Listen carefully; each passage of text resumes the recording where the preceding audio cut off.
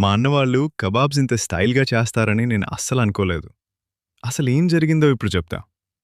చాలా రోజులైంది అందరం కలిసి కూర్చోలేదు కదా అని మా అన్నవాళ్ళు, మా బావ వాళ్ళ మామిడి తోట దగ్గర చిన్న పార్టీ చేసుకుందామని ప్లాన్ స్టార్ట్ చేశాం. ఫుడ్ మాటకొస్తే నాటు కోడిని పులుసుకు పెట్టాం.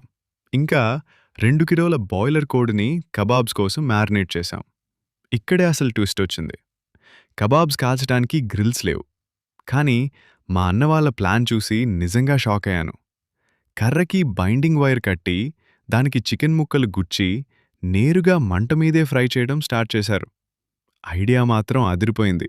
నిజం చెప్పాలంటే అలా చేసిన కబాబ్స్ మాత్రం సూపర్‌గా వచ్చాయి. ఇదేంద్రిదా ఆఫర్ ఇచ్చినట్టుంది నాకా.